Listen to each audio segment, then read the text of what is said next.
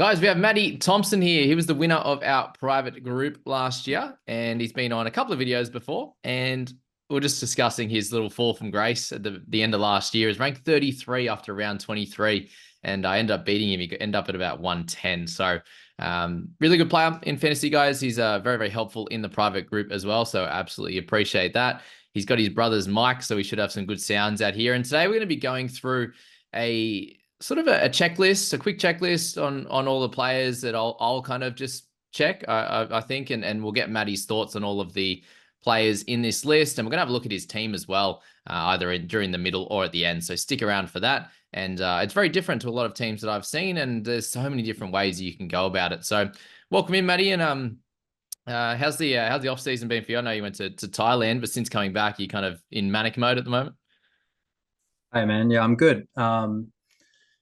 Yeah, I wouldn't say manic mode per se, but like the weekend has definitely thrown around a lot of options. I think my team's changed like 100 times in the last like 3 days since I've been back. So it's been yeah, it's been pretty interesting just like working out all the different combinations that you can play around with, and you change one thing in one position and then it enables you to completely change your team. Or you change one gun, like you go from a Cam Murray to a Harry Grant, and you can completely change your team in certain positions. So yeah, I think it's a lot of like playing around, but at this stage of the season, like normally we'd be pretty locked in. And I think this year it's a lot tougher, especially with the two team lists.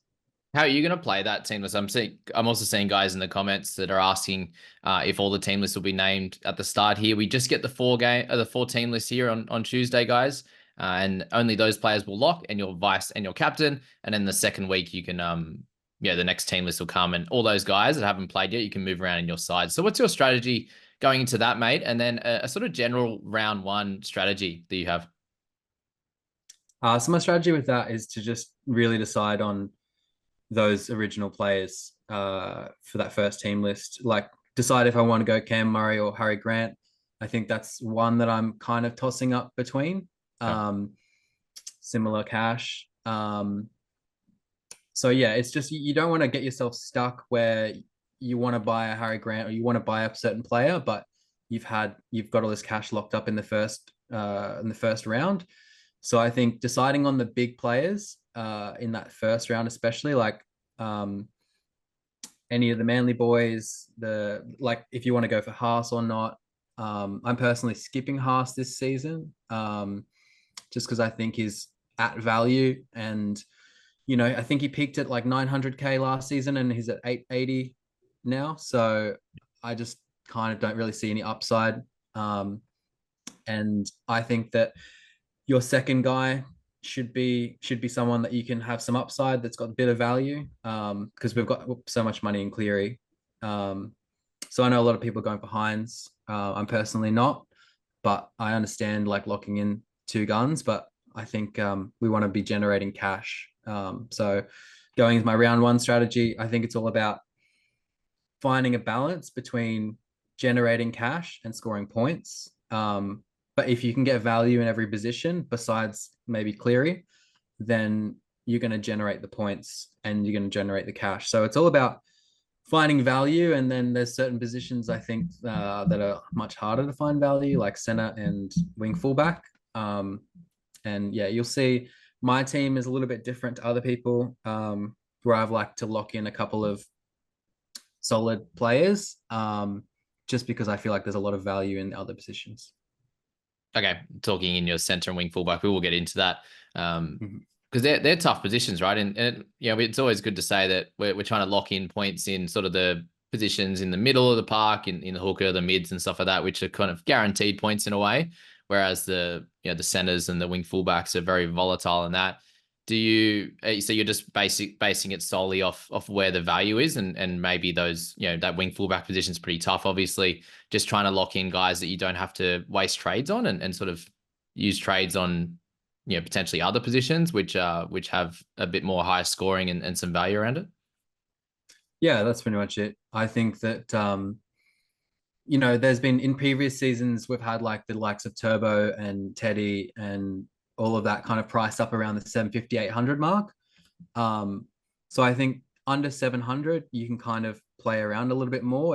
It's not too bad, like value wise. Like if Turbo comes out and scores a 40 average for the first 3 rounds, it's not really going to hurt you too much, Right. especially because you're not going to need to trade him. Whereas if you start with a mid ranger, like I know you're keen on Simonson if he's fit, and he could go really well. And center is a different position, but if he flops, or even if the likes of like a Sully kind of flops or that kind of thing, even though I am playing with Sully in my team at the moment, I think it's you don't want to be wasting trades on keepers in the wing, fullback, and center positions. You want to be using trades on the positions that are going to make you the most points, essentially. So yeah, if you can avoid wasting trades early, like because you just want to essentially be picking up the cash cows that come up. So yeah, if you can lock in those keepers, I see you bringing up my team here. We may as well. We're talking about it. So yeah, I suppose we'll pop it up here. We'll get into the players individually in a sec, but exactly what you said there. You're kind of playing with a couple of, mid ranger and a gun center there. You've got Turbo in there with, Seb Chris Loop, with, a Ben Trebojevic and a KO Weeks on the emergencies. Mate, the big thing I saw with this team when I popped it up was obviously, spending a bit more cash down below it. It does balance out the squad a bit more, which is a very solid strategy at that. And you've got cover in each position as well, which is really important. So yeah, just thought I'd pop it up there before we sort of get into it and show the type of strategy you're going for with that center and the wing fullback. And then, yeah, really from there, you can just target the value. And the big thing I'm seeing here, mate, is that there's no real guys in this list that you're worried about heading into round one in terms of, they could flop and get like an 8 or a 10 or something like that in your starting side. And all the bench guys there, you've got the other loop in Seyfarth as well. That yeah, really, everyone in your 17 should score solidly, and you won't fall too far behind the pack. Is that kind of like a general thought in trying to get a decent round 1 and 2 score? Yeah, I think it's pretty important to start well, as we've seen in previous seasons. Like if you have a good start and you pay attention and you're an active fantasy manager, you can stay up the top as long as you manage your trades, obviously towards the end of the season. But it's possible, like you did last season, to shoot down what were you, like 14K or something, and then 35 after 30, round 2. 35. Yeah, 35. To start there and then to shoot back up. But it's much easier to a lot of the guys that come in that top 10, top 20 kind of thing, they have a really good start. So yeah, I think it's important to balance that making cash and just having none of your 17 kind of below that 30 point mark. You've got that. We're going to have a 16th, 17th man, or at least just a 17th man that scores in that 30 to 35 range. Like ideally you want everyone scoring over 40, but obviously round 1, it's a bit tough to get all of those players in. But yeah, I think you can spread the cash, which is kind of what I've tried to do, is to spread the cash and then have none of these scores below 30. So like in my wing, fullback, center, if I would hope that Seb, Chris, and Sully, like they're probably my weak points, but they have the potential to score 40 plus. But they should score 35 kind of thing, like hopefully at a minimum. So, well, 30 at a minimum, like, but 35 average kind of thing over those first few weeks. So yeah, I think you can fall behind if you start with all cheapies in the wing, fullback, and center. You're giving up a lot of points, because if you've got like the likes of a Turbo scoring a 50 or a Week scoring a 20, that 30 points early can shoot you up a bit. But obviously there's other positions that so I've got like a Flegler where someone might have, I don't even know what's it, like a Hopgood, I don't know, no one's really running 2 gun mids, to be fair, from Probably the more teams the that I've hooker. seen. Probably more the hooker or the half, where True. someone might be a Grant and a Fogarty or a Moses or something like that, where you might be lacking there, but you're going to make it up in the wing fullback. So it probably doesn't really matter too much, hey, in that round one. Where you place it, it's more just if those guys, the centers and wing fullbacks, flop. Like, yeah, I had Drinkwater last year, and that was a big flop, obviously, with his sin binning and or send off, whatever it was. So if you expect these guys to actually be fairly consistent, then it doesn't matter where you spend the money, right? As long as you're getting that value. Yeah, I think so. I've tried to just choose players like Penasini. I feel like he's got a decent base with all the tackles and things like that, where, on a bad day, he's going to score maybe a 30, 35. Like his floor is a lot higher than a lot of the other centers Yeah. that you can get. Same with Turbo. I feel like with Turbo, it's an interesting one because I don't see him in any teams really Right. that get sent through to the private group. And I just think it's strange because yes, last season he didn't have a great season, but he was in and out of the team. Um, Everything coming out of Manly is saying he's back to his form from a couple of years ago. He's running the same as fast as he used to, and etc. etc. And like his last injury wasn't actually a hammy injury. It was, what, did he dislocate his Peck. shoulder? Was it Pecker was, yeah. Pec? So the issue with Turbo was him coming back from injury was his hammy always, and he couldn't get that speed and the explosiveness. Yep. But I feel like a pec injury shouldn't really hamper him much, and he's had plenty of time to rehab it. So he's one of those guys that if you start with him and he flops, easy trade out, like, or he gets injured or whatever, easy trade out. You just pivot to someone else. But if he starts going well and then you jump on him, it's another trade to take him out.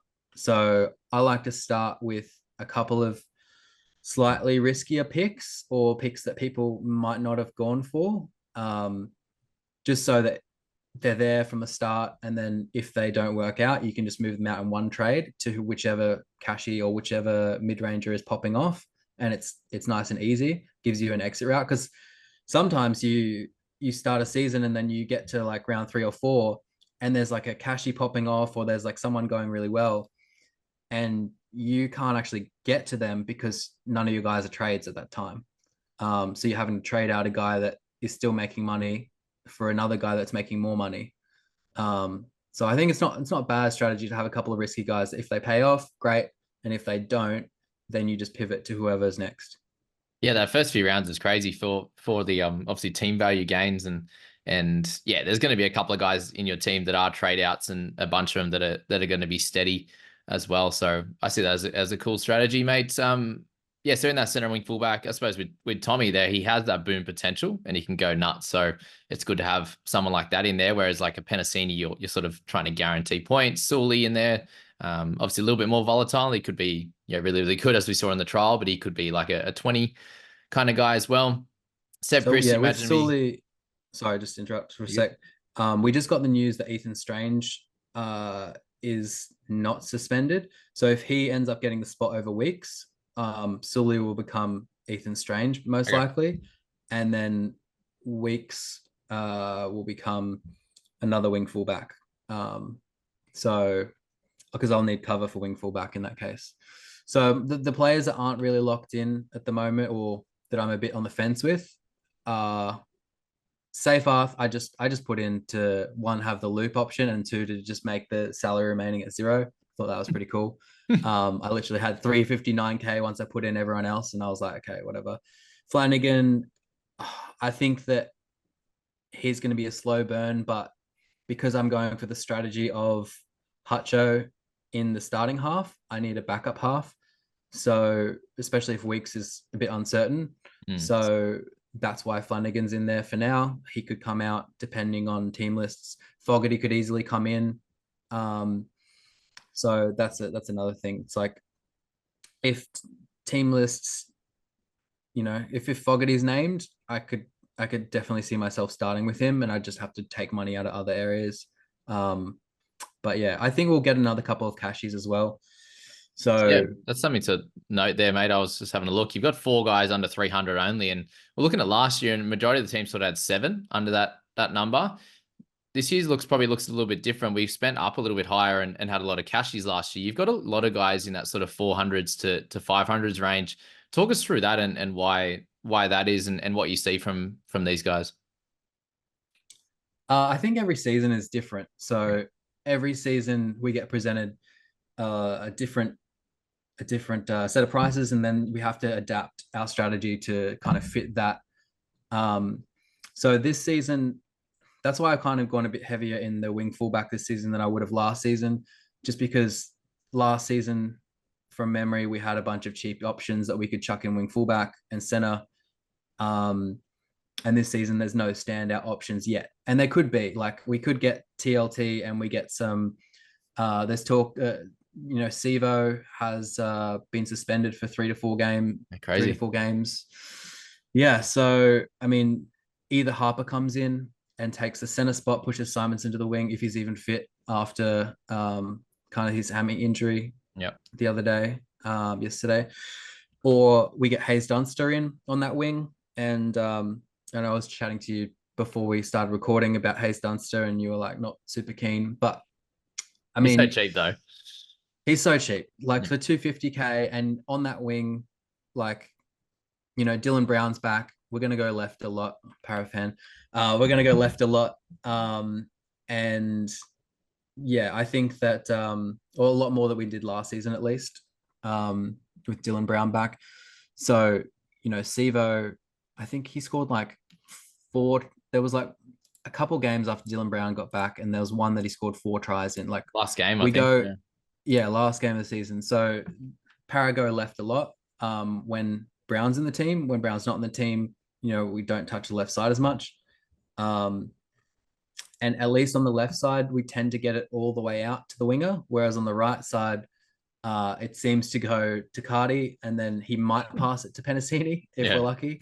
And then Penasini will pretty much just go for it. And then if he gets tackled, he'll try and do the offload, the flick offload to whoever's on the wing. Yeah. Russell's. So Russell. yeah, I owned Simonson 2 seasons ago for a little bit. And it was a nightmare because he was on the right wing Yeah. and he just never got the ball, man. So I was just like, never again with so yeah, I'm not super hot on Russell. Unless he moves to the left. If he moves to the left, but we're not going to know that before team list. So Yeah, it does seem fairly easy, mate, that with the 4 teams being named here, if you've sort of got anywhere between, there's obviously a couple of decisions you have to make. Brandon Smith can be one of those in the hooking position. If you're going a Murray, if you're going a Totola, a Terrell May, these types of guys, Payne Haas's. But it's probably anywhere between sort of 4 and 6 guys you have to lock into your side, obviously with Cleary as captain as well. And from there, you can really maneuver things around very, very comfortably, right? So try not to stress too much, guys, coming into this first week, because unless you're really going top heavy, like if you're going Murray and Haas and Cleary, or you're locking in like Hines as well, and then the next team list came around and it was a few curveballs, that would be hard to pivot. But I think if you haven't spent as much in this first week of TLTs, then you're probably fine to maneuver things around, right? yeah, for sure. That's what I was saying at the start, where I need to decide on Harry Grant or Cam Murray, Mm. because if I go with Harry Grant, I'll have to take that money from Murray. Um, so yeah, Brandon Smith has come into my team as of this morning. So he's definitely not nailed on. I've been playing with Tanner Boyd as well, just Yep. because he has that duel, and he's still 23 or 24. And there should be some natural improvement. Maybe with Des Hasler is going to get some improvement. So yeah, the trial was kind of a bit up and down. Like he had a couple of good moments, and then a couple of drop balls and things like that. Yeah. So, and he's got the buy in round 2. So that's kind of what made me take him out, is just because he's got that buy in round 2, and I figured I can have Brandon Smith for the first couple of rounds, and then if Brandon Smith flops or whatever, I can always pivot to Tanner Boyd at some point later down the track if that's what I want to do.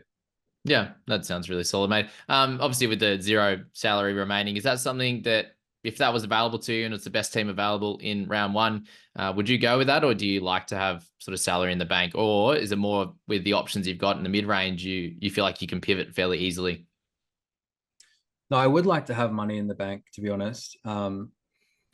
I thought about like making that safe ass spot just a 250K guy, and that safe ass spot could easily go to a 250K guy and leave me 100K in the bank. Right. I just kind of put it all the way up to just make it 0. Yeah, Just that's because cool. it feels nice to be at 0. But we've got a 10 million budget, so 100K is what, 1% of that. So 1% of your budget free is not much. And that will enable you to make one trade in round 2 if there's like someone that you need, instead of 2 trades. Because if you're at 0 and the guy that you want is like 10K more, it's such a nightmare. Like Oh, it's so you painful. have to make the 2 trades. And if there's not a second person to trade out in your team that you see as a trade out, then you either have to skip the cashy that's popping off that everyone's jumping on, or you have to take someone out that you actually like, to kind of, and double trade to kind of make it work. So yeah, I think early it's really important to jump on the players that are popping off, that everyone's jumping on. Mm. Like I think a couple of seasons ago it was like Tungo and Crichton, and we had all those things. And I can't remember who was the guys last season that popped off early. That anyway, Preston, Cardi, all the rest. Yeah. yeah, Preston, Cardi. If you didn't jump on them round 2, like, or round 3 at the kind of latest, you kind of, well, with Preston, you didn't miss the window, but with Cardi, we thought he was going to lose the spot. So it was kind of just like you had to jump on early. So you need that flexibility early to pivot, because you can miss out on, Cardi and Preston made so much money. And if you could pivot straight away in round 2, it's great. Yeah. So And yeah, that you could need save a that trade too. flexibility. 100%. Yeah, which we saw at That, the back end of the year cooked us, obviously. yeah. Having that 1% of your team value, um, not in the team, and just chilling, yeah, enables you to make that one trade instead of 2, and that is really Yeah, good for longevity of your trades. that's actually, when you look at it that way, it's nothing. Even if you did 50K, 0.5%, it just seems like a lot, and is very, very helpful for round 2. All right, mate, just a quick one now. Obviously, you guys, with our checklist going into this one, we'll go fairly quick with the players, and we're looking at, do they have sort of a specific safe role in the team? You've got Tavares Tola up top, very much has a specific safe role in the team. So he's someone that is a clear candidate for that one. Are they, do they have the correct minutes to sort of PPM ratio where they could make some money, right? Do they actually have the minutes available to do well on a weekly basis? Some weeks they could go big, but are they sort of that guy that gets 50 minutes every week or whatever it is? And following that, do they have sort of that 7+ points of value, which is close to 100K? I think 8 points of value is about 100 for these cashies and mid tier. And then is their scoring volatile? That's something to note as well. With Totola, he's very much it'll be 40, 40, 40, 43, 42, that kind of player. Whereas some will be a bit more up and down. So when we go through these players, we're going to have that in mind, and we're going to try and tick off all of them if we can. And they're sort of a slam dunk pick, easy pick, if their scoring isn't too volatile. Yeah, they have some value, and obviously they have their spot is safe, because the last thing you want to do is make a bunch of trades with guys that aren't going to be in the team potentially in 3 weeks because they have one bad game or someone's coming back from injury and the like. So that's what we're going to be noting when we go through these players. So we've spoken about Totola, mate. You've got any further thoughts on Totola? Is he someone that you're pretty keen on? Yeah, he's been in my side most of the preseason. I mean, a lot of people jumped on him last season thinking he was going to have value, and he kind of he had his various head knocks and had his issues. But I mean, when he played over 40 minutes last season, he had an average of 42. And, if he gets up around the 50 minutes with his PPM, he could have anywhere from like that 7 points of value to like maybe 15 points of value. Last season, he didn't score any tries. He didn't get any try assists, no attacking stats really. So, whereas the season before, I think he scored 4 in 5 weeks. 20%. Yeah, he scored. He had a 0.2 try scoring rate, which had him at a 49 average when he played over 40 minutes. So I mean, if he gets one try in that first 6 weeks before his bye at least, then that'll bump his average up. Could be up to around 45 or whatnot. So yeah, I think priced at 35, he's just a little bit of a layup. Just simple, hey, because that's what you want to be looking at. And he fits that criteria perfectly. Someone like Ruben Cotter, mate, obviously a bit more expensive, but would you say he's in a very similar mold there? Obviously, a little bit more volatile potentially, but he's someone in your side as well. Yeah, I mean, he was priced up at 750, as you can see there, Yeah, last crazy. season, and we were all kind of like wondering if we should get him in, and a bunch of people did. And now he's down at like he's dropped nearly 200k, and some people are going without. I mean, I think this is one of the ones that you just go with the pack, even if you don't think you're like, oh well, Cotter might not be a gun. His break even's 43. That's surely the worst case scenario for a Cotter is he gets around that 43 minutes, 43 points. He's going to get bigger minutes. You had Hess get injured in the trial yesterday as well, which is you would think would only benefit him as well. So yeah, I think, and he's the captain this season. So I just think there's so much upside and no downside with Cotter. Yep.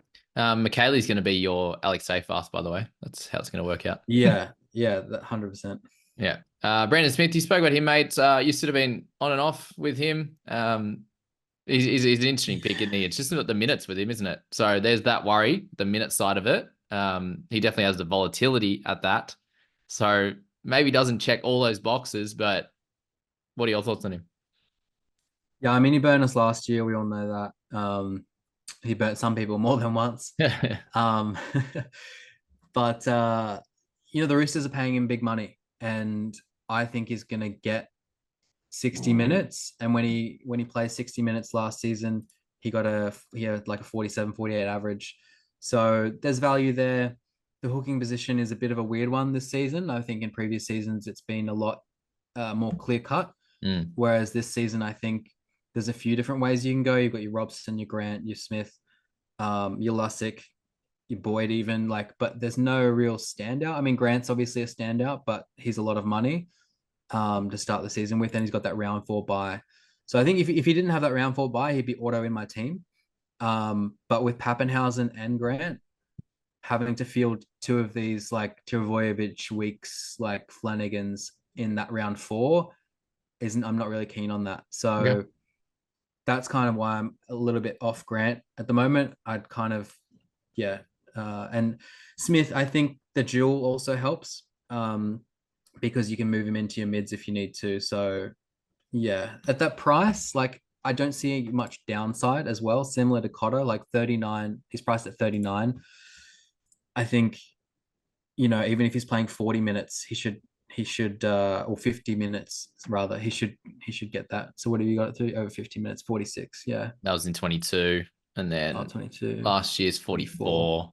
So it's still 5 points value. At 64 minutes though, it's more just if they're going to play Watson a little bit 13 or not. So there's definitely some risk with it, but at 540, he's 35k cheaper than he started last year. Is something to note as well. So similar to that, obviously not a crazy a jump as Cotter, but we had him in our team as a must last year, thinking he probably wouldn't play 80 anyway, right? Last year, and everyone had him as a must. So yeah, it's definitely a fairly easy pick, right? If you don't want to go up into the 600s for the Robsons and the like, right? Yeah, totally. Awesome, mates. Let's do one more here. So Hilm Lukey at 498, mates. Looked really good on the weekend. I suppose position wise, he has that spot locked up with Lucy Gore now, so we don't have to worry about that like we did last year. Probably going to be a bit more volatile, so not sure if he ticks that box, but has lots of upside without a buy until round 16, which is really, really cool. So what are your thoughts on Helam? Yeah, I like him. I mean, I didn't have him in my team until Luch was was leaving, just because there was a lot of mouths to feed in that second row position at the Cowboys. You got Finney Fuyaki as well, who will likely come off the bench, and he might take a bit of minutes off Lukey. But I just think that at a break even of 36, I can see him kind of having a worst case at around that 40 mark, and Yeah, a best case he gets 80 minutes, and he's just a beast, man. Like he yeah, just he can score tries, like he gets attacking stats. He's in that similar mold to like a Preston in terms of how he attacks, but he doesn't defend quite as like he doesn't make as many tackles from but I mean we haven't seen him with that high minutes yet. So there's every chance he could get high minutes. And then in that case, he would be even better of a pick. Yeah, well, that's 60 minutes there for 42 and a half, which is six and a bit value. And that's with gains where he just, yeah, it's first year back from ACL there as well. He had some gains where he missed a lot of tackles. They didn't use him that well, which on the weekend he ran for 170 meters, which would be on this list here, the third highest meters gained. He had lots of games there with sort of 46 meters, 80, 60, very much underutilized as well. So yeah, huge upside for Lukey. You know, he's got an 84 in there, which we had him for last year. But then a 13 the next game. So the volatility is crazy, but he's going to be a fun one. That's for sure. All right, guys. Jamin Salmon is up next at 289K, mate. If he's in a starting team, he's just a lock and load, isn't he? Yeah, nothing more to say there. Too easy. Lock him in. Sweet. Drew Hutchison's an interesting one, mate. At 400K, I've kind of got him. Obviously, the safety in the side is potentially there, but it could be a little bit of a worry on that if he has a couple of bad games. And he has a really nice base, so kind of volatility level, I think, is pretty good. What are your thoughts on Drew, mate, at 400K? Yeah, I'm really hoping he's named. And I mean, if Fogs is named, I could be playing around with things because in my team, as you saw before, I had Hutch and Flanagan. And so if he loses his spot in that first few rounds, I'm pretty screwed. I need to get a half in ASAP. So yeah, I'm a little bit concerned about that. But overall, if you've got another half, especially like if you're starting with a Fogs or a Hines or anything like that, I have no issues at all because you can just move him to someone else easily. When I was watching the trial the other night or the other day, they were talking about like the Fox League commentators were just going on about Sexton like every 2 seconds. They're like, "Oh, Sexton will come on first, like start of the second half, and blah blah." And he didn't. He came on Yeah. the last 20 minutes, but they were like, "Let's see what Sexton can do," and they were just talking Sexton up heaps. So that concerns me a little bit um, just because I think Serraldo is going to have pressure to put Sexton in if Hutcho doesn't start well. Yeah. Or he could even put Sexton on the. I don't think he would put Sexton on the bench, but like there's a few ways he could go about it. So I think it's fine because of that base, and that's why I've got him in my team. But there are concerns for sure, just Yeah. around the job security. Yeah, he's not like extremely cheap, right? 400K. Flanagan, mate, you said you have him in your side as well. Where do you see him sort of averaging out as? I think he could average in around that 35. Um, he's doing some of the kicking. He set up a try to Ben Hunt with a short kick. I think he's going to get a little bit of that short kicking from what I could see on the trial, and just gives them that extra option in attack. Whereas before it was kind of like Ben Hunt doing all the kicking. So yeah, I think being the coach's son is gonna change things for him. Like I'm not super optimistic. I don't think he's going to come out and score 45 or anything like that. He only got in my team just because of the issues around half, and I had Moses in my team for a little bit as well, and I just wasn't super sold on him not losing value early season. I think mid to late season Moses is a really good option because once the middles tire out, he's really like got a nice step on him and he can get a lot of tries and attacking stats. But in that first period, this is part of the reason why we don't normally start with wing fullback guns and center guns, is because, and we start with hooker and mid guns, is because that initial 5 6 weeks, or all the way up until Origin, pretty much, everyone's fit, healthy, and everyone's tackling well. Whereas the later parts of the season, all your attacking players, like your pongers and things like that, they do really well. So that is the risk of starting with a high priced half. But I've kind of gone on a tangent. But yeah, basically, I don't mind Flanagan, but he's one of those players that ideally you want to be looping him because he's got a 25 in him for sure. Yeah, which he wouldn't want to play. But I think Fogs is going to be there. Ricky's just putting him on ice, so they might just fix all your problems. Yeah. Flags, you've got him as a buy, mate, and I'm obviously on the fence on this one. He did play a lot of minutes. I think it was 56 minutes or something on the weekend. And with Gilbert going down, I still see him personally as a big minute middle in this side, but obviously in the front row. Do you think that changes much for him? And sort of, did you have him in your team before the Gilbert injury? Talk us through it. So I actually got him. I put him in my team uh, at halftime in that game after watching him play 40 minutes straight. Okay. And then Gilbert got injured in the second half. Right. So I just saw him playing 40 minutes straight, and I figured, are they going to play him 40 minutes straight if he's not going to play 50, 60 minutes? I don't know. Yeah, Um, that's fair. so with Flegler, like I brought up some stats from last year when he plays over 50 minutes. So if we just say he gets 50 minutes, he averaged 45 last season. So there's what, 8 points of value straight up. Um, so yeah, I think is a good play. I think locking in those mids that are gonna make that kind of 8 to 15 points of value, because he could get 60 minutes and he could be um closer to a 50-point guy Mm. potentially.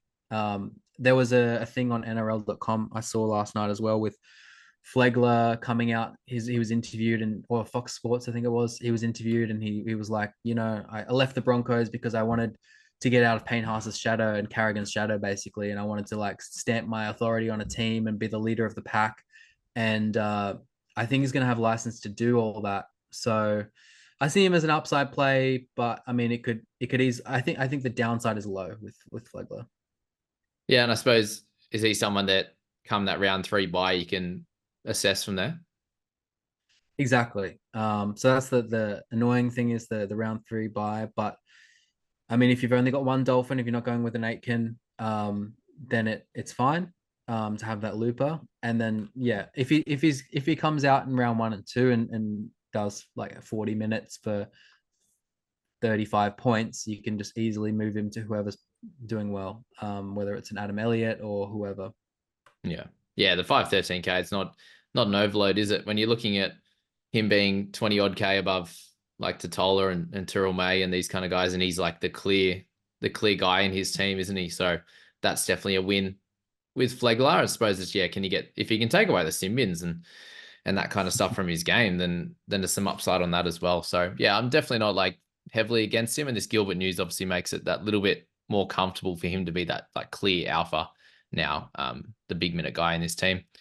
Penasini, mate, is there too much to say on him apart from like, gee, he looked more improved? Obviously, I can't believe I've got Scoop and yourself as the two resident Eels fans on this podcast. But at 582, mate, he had bigger hair and he looked bigger and stronger himself.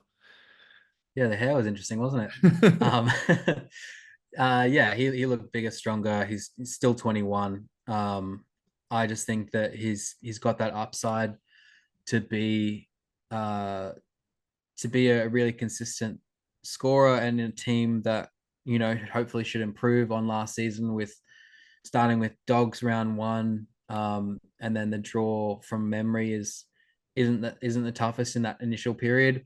So oh yeah, there it is. Just Penrith Penrith, yeah. round 2, but then Manly, Tigers at home, Canberra. Like it's pretty soft besides that Penrith. And then We here, so far, yeah. like get him Round for 8 13, bye. 14 too. Yeah, the only issue is like the buy. So if you're wanting, like, most people are going with the Lussick. So you've got Panasini, and then if you're looking at a Sean Lane or you're looking at any other Eels, then Panasini might, like, or if Hayes Dunster becomes an option or Mm. something like that, then Panasini might be a bit. I might be a bit more on the fence with him, just because you don't want to have three players out. It's a nightmare if you have three players out in one week. So yeah, especially you could argue that Hayes Dunster would be out of the team by round 8, so maybe you Mm. could start with him, but that's the only concern I have with him. Otherwise, I think he should get that natural improvement on last season, and with Moses back in the side, because he was out of the side for that later portion of last season, he should get good ball and get some tackle busts and offloads. Yeah, that trial on the weekend was just an insight into exactly what they looked like last year when they were playing good, and they're more chance of playing better for the rest of the season. And that is, I think it's around 9 by in the end. So I think Right. by then you should have your centers sorted in some way as well, which will be helpful. So yeah, Penasini, good chance of being in all our sides, mate. With Sully, is it more just based on, obviously I spoke about him as having that bounce back potential from last year, a little bit down year. He looks fitter, he looks stronger as well, and that left side's pretty good, isn't it? With Ravalawa there now and And Jaden Stewart showing his talent as well. Yeah, I think the Fox commentator said that Sua was going to move over to the right hand side when Luch comes in. Okay, which makes sense. Um, but either way, like Luch is a good ball runner. Like that side will be pretty dangerous. Mm. So he just looks so good in the trial, to be honest. Like I hadn't had him in the team before the trial, and I wasn't really I mean, I was only considering him because of the price and because under that 450 mark, the only other options are kind of Seb Chris and Rocco Berry, who I wasn't thinking about until the trial as well. He looks like he's possibly set for some improvement, and he's around that 400k mark in a Warriors team that are looking really good. Oh yeah. That should score a bunch of tries. So yeah, I think Sully is one of the ones that like I'm not stoked about starting with him. Like I'm not over the moon about it, but I and he could easily come out of my team for a strange or for someone else. But I think he has the ability to just be so explosive. And yeah, you need those options in your team that have high upside, and I think he's got that high upside.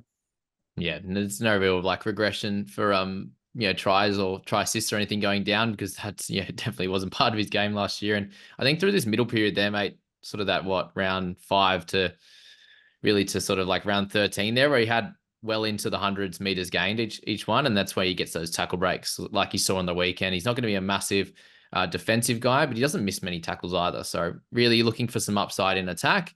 And you see so many games there. It's like 31, 31, 29, 38. Then he'll have a 50. Like he's fairly consistent with the odd low game in a pretty average side. So, and their start to the season is not bad either. So he's definitely someone I'm looking at as well, mate. Let's go to the next one, which is Seb Chris, the 395. He's in your side. You think he's a very just viable option to loop round 1? And are you expecting him in the centers? Yeah, I think he'll come in the centers, but I mean, you never know with Ricky. Yeah, he'll be in the I team. think he'll be in the team. I think having him as the loop option round 1, especially if we can chuck him in your center spot, and have Ben Travojevic on the bench is a really good option. So that if Ben Travojevic in that first weekend, if he comes out and posts a good score, then you just keep Seb Chris there in your centers. But if he comes out and gets injured in the first few minutes, or for whatever reason scores like a 20 points or whatever, then you can just move Seb Chris to a Rocco Berry or to someone else playing in that second week. So that gives you that flexibility to yeah. So I mean, like, I think I'm not super sold on Seb Chris. I think he's got an upside of about 5 points from when he plays center, from what I looked Yeah. um, at least last season. I think he's he's been getting better. I mean, last season was kind of his towards the end of the season. He was getting better. He's got that kind of tackle bust in him. He doesn't have a whole lot of offloads. So yeah, he's one of those guys that it's like he's in there because of the price and the duel. But if he has to come out, I'm not super worried. But yeah, that's fair. It's definitely helpful in that. I suppose the big thing with the Raiders, they actually didn't look like a bottom team. They still look solid without Fogs, without Tapane and stuff like that. Like Cowboys were full strength and playing it like a real game, basically. And they were beating them for good parts of it. So they won't be a terrible team. So I suppose that was kind of the worry with having a lot of Raiders guys. And I think you can probably dispel that theory there. Tanner Boyd made a 635. We were talking about him yesterday. After that first half, especially he had a really nice cutout ball, and we're like, oh, maybe he can actually improve on where he was at, and obviously does the bulk of the kicking next to four, and it was Weaver yesterday, and obviously a nice draw to kick things off with the round 2 bye is hurtful. Again, in and out of both of our sides at the moment. And is he more? Are you looking more at him just on having the hooker cover as like your first or second guy, but then also your being a second half as well? Yeah, I was looking at him in that Brandon Smith slot, just as the kind of first bench, because then he covers hooker and he covers half. And he can easily slot into that starting half job when required. I just think his downside is very low. And the other hookers I look at I like the Robson. Like I'm not super sold on Robson just because I bought him at, and it could just be that I bought him at 800k last season and like around 8 or 9 Yeah. going into Origin, thinking he would play all the Origin rounds and whatnot, and then he makes Origin and then falls off a cliff and doesn't score. I think he finished the season at like 500k. So Ugh. that was watching him every week, owning him from like round I don't know 9 to like around to the end, and not being able to trade him because I needed to save trades and only use them for on problems. Anyway, I missed my opportunity to get off him, Trauma. and it burnt me. So I'm sticking away from him. He didn't look great in the trial yesterday. I mean, he didn't look It's the bad, but same. he didn't. Yeah, just the same as last end of last season. So I think with Tanner Boyd, his kicks goals, you would think that the Titans could improve under Dez. Dez has been known to get more out of attacking sides and more out of attacking players and things like that, potentially like turbos and whatnot. Um, so yeah, I don't know. I think that he's a okay pick.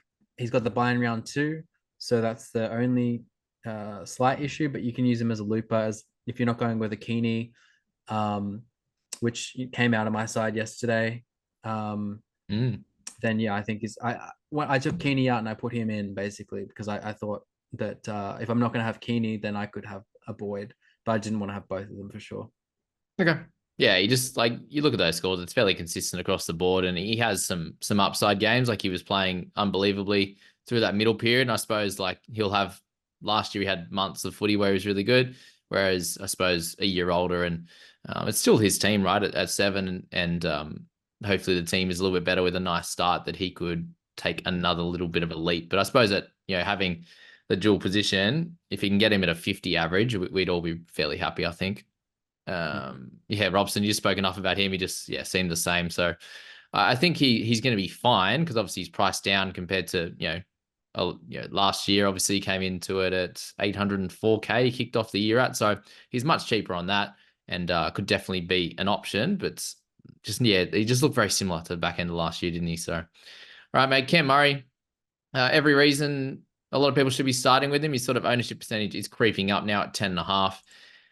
Potential upside you see on him, and you know, playing close to 80 minutes. Is that what we're thinking? He was 68 last year. Look, I'm not sure about the minutes. Yeah. I'm not gambling on close to 80. I think anything above kind of that 65 is just pure upside. I mean, last season before last 2022, he um he averaged 63 fantasy points in 65 minutes. Actually, that's with a 1 point game. So Yeah, let me just 67 take. in 70. Yeah, when you do it over 60 minutes, let's go over 50 minutes to be sure. Yeah, 67 and 70. Yeah, it's But yeah, when massive. it's over 10 60, points of 68, value. it's just Yes. it's just a lot. There's a potential value. I mean, his attacking stats were I was listening to the Fantasy Amateurs pod early this morning. Shout out to those guys. And Mark made a good case for him having upside in the attacking stats. Last season they had no Latrell for a lot of long periods. They had Demetrio coming in and changing things around. So there's the potential for upside there. If Mamazoulis is on the bench, Mm. then I think he's an easy slot into my side. But if they run with a 4 forward bench, I might shift him to Grant.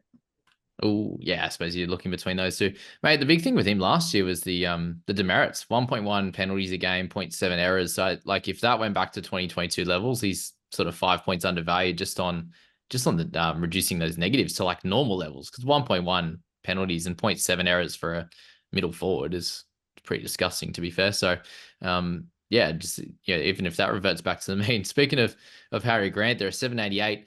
We obviously a lot of us were kind of off him if Blore was available and we could kind of go elsewhere. But the hooking stocks are looking probably even worse than before the preseason trials, right? So he's kind of firming into being in my side at the moment. And what's the big appeal for you?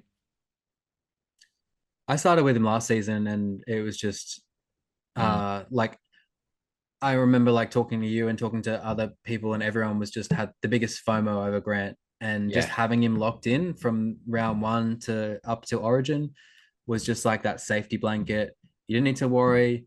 He's a good watch as well. Like I think I like to have a differential, or like, sorry, a player in that's not owned by everyone, not like a Nathan Cleary or something. Um, in those good teams like Storm, Panthers, Broncos, or whatever, um, because it gives you some kind of more interest in the game. So if you only have Pap in the Storm, you're not as keen to watch Storm games, yeah, because everyone will have Pap. But if you have Grant, then you're pretty keen to watch Storm games. they're fun to watch too. So yeah, and they're fun to watch. They're attacking, like, so having extra Penrith and Storm players, I always like. It's a shame that there's no real standouts in Penrith this season. Um, but yeah, I mean, he starts the season really well. As we were saying before, early season from the last couple of years at least, it's kind of been a bit of a middle battle. Everyone's had fresh energy, and um, there hasn't been as much high scores in the outside backs, and there's a lot of tackling through the middle, high tackle numbers, a lot less missed tackles. So you can see, yeah, 59 tackles in round one, um, just insane. 47 tackles. Like his base is just so high, and his attacking upside is kind of uncapped as well. Do you see there much being much of an issue? That start is absolutely wild for them. Penrith Warriors look amazing. Knights will by round three they'll probably work it out. The bye obviously then Broncos. So last year was tough one, close one against the Eels. Went to overtime. Dogs, Titans, Tigers in his kickoff. Do you see him in against these tougher teams really having to step up and sort of getting those run meters and potential tackle breaks and the like anyway with the big tackle numbers? Do you see it being much of an issue for him? The tough games. No, I don't see it being an issue. Like if you look down, like there's another Eels game, 73, Panthers 54, Roosters 62, Sharks 91. Like it seems like he actually does almost better in some of the harder games, because his base just goes up quite a bit. So Yeah. not stressed at all about the draw. I'm more stressed for the likes of Pap for the draw, but not for a Grant. Yeah. Yeah. Well, they're a top four team anyway, right? So they'll be matching it with these top teams. So yeah, it really just is that buy, isn't it, that we need to stress them out. Fogs, mate, if he's named round one, do you have much of an issue with where he's at, or is kind of Raiders looking decent? Help you with your thoughts in picking Jamal, like myself. Yeah, if he's named, I think I'll be trying to get him in my side. More than likely, I'll be shifting some things around. Just because it's good to have that second halfback locked in. And we saw when he was at the Gold Coast that he had that run where he was like averaging 55 or something like that. Yeah. Whenever he didn't get injured. Yeah, when he wasn't injured, he kicks goals. 59. 59. Yeah, it's insane. He kicks. That was 2021. Yeah, he kicks goals. He's going to do the majority of the kicking, especially with the weeks. He's probably going to do more kicking than he did last season. I see him as having the upside for sure. But yeah, hammy injuries are tough because they have a high reoccurrence rate, and that's part of the reason why he's not in my team at the moment, just because the hammy issue and just like the fact that we haven't seen him yet. Yeah. But as you said, Ricky could just be keeping him on ice, same as Munster. Like they'll both probably start round one. Yeah. It's also easy to pivot to these guys if they do come out and they look great. And he's just dominating. And he's kind of like, for him, I suppose you're not gonna get smashed, are you, with like an 80 or a 90 with someone like Fogs? He's not like the Sean Johnson type that could do that with the running game. So it's like he's a solid running game, and you don't expect Raiders to come out and be like a top four team. So I suppose his good scores could be like a 54, 58 kind of thing. And you're not getting killed by that. So you could pivot to it early as well, couldn't you? Yeah, for sure. I mean, after the first what 3, 4, 5 rounds, like the draw. I mean, you've got the buy. So the buy being where it is a little bit more hard to pivot to a Fogs, because if you want to get him in like a round 4, he's looking good the first few rounds, then you got to factor in that buy coming up soon. But Yeah. Round 10, not yeah, too bad. Plays round oh, it's a 13. round 10. I wish they had the numbers there. It's so annoying. Yeah, I'll just go back where the the coloured one is for round 13 and go back. But yeah, obviously 10 and 14 is a bit awkward, but he does play 13, 16, 17 in there as well, which is helpful. But yeah, if you're starting with him, I think you're holding him a good way through, and it's just a very safe pick, isn't it? With the base that he provides with tackles, the runs, and the kick meters with the goals. That's four spots that you can score. Whereas guys like Robson, we're just looking at them plotting with tackles and kind of getting lucky with a try.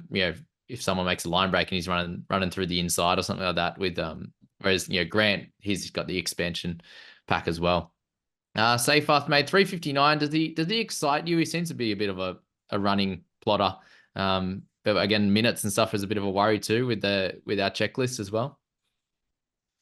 Yeah, look, he doesn't excite me. He's literally just in my team because he's been named in the lock twice in a row. Yeah. Theoretically, if you should be getting, if someone's starting at lock, they should probably be in your team. If they're 350k or below, or 400k or below.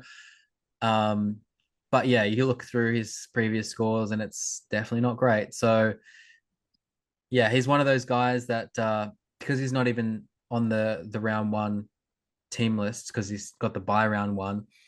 Yeah. He's a little bit hard, so he's a gamble. He could go really well, and well, really well. He could average like 40, let's say, Yeah.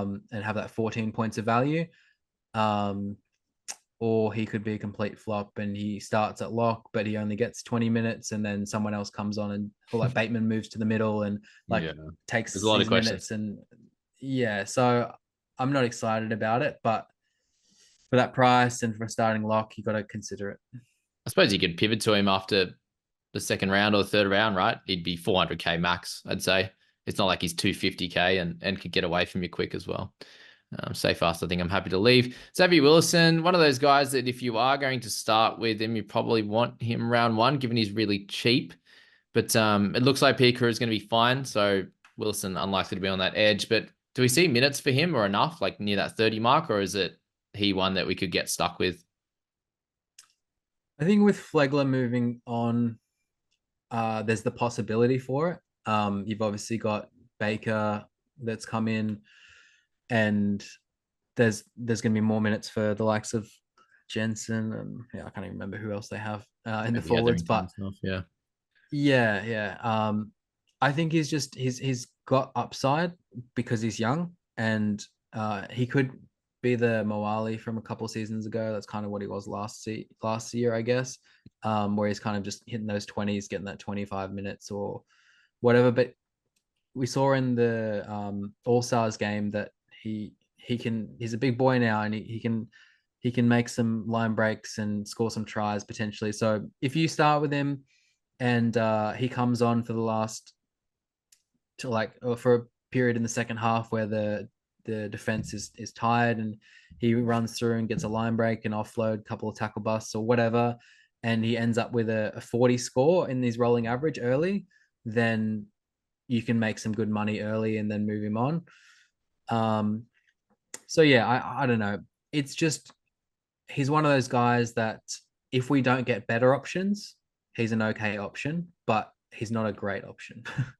Yeah, can't see him going absolutely crazy. Hey, like it could be 10 points of value with 30 minutes or close to 25, 30 minutes, but that's not going to kill you, is it?